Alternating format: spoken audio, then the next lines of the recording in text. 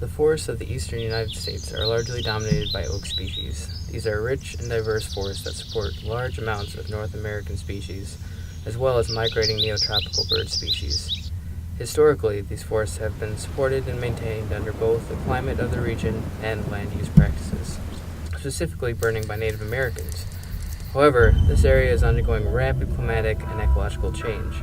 While CO2 levels have risen to 400 parts per million, temperatures have also increased by approximately 1 degree Celsius in the last century.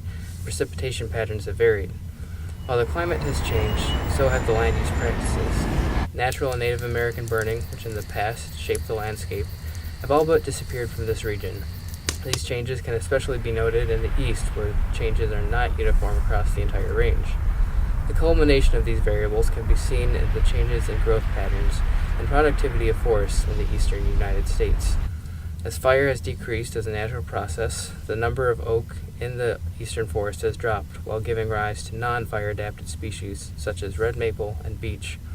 Similarly, as temperature and precipitation patterns have changed, so have the growth patterns of these forests. Most notably, increasing temperatures in previously cold-limited areas have caused an increase in growth of several tree species. The opposite is true for trees found in already warm areas, which are seeing a decrease in growth rate.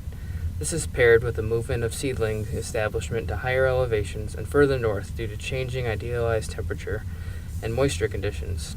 The future of the wildlife that depends on these forests could be endangered as tree species compositions begin to shift geographically and ecologically.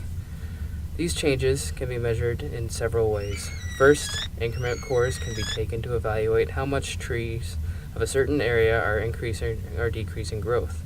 Second, the historical geographical location and species of seedlings can be compared to current seedling establishment trends to see changes in composition.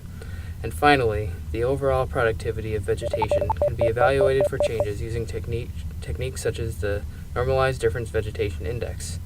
The future of forests in the eastern United States will be shaped not only by changing environmental conditions, but also by land use management. Management plans will need to be developed based on the future forest management goals. One major element of land use that will likely need to be addressed is the current lack of fire. The reintroduction of fire would add a missing element of past land use that could help stabilize changing forest dynamics. This can be coupled with selecting specific species within forests based on historical species composition. If these issues are not addressed, the future of eastern U.S. forests could be very different than they are today.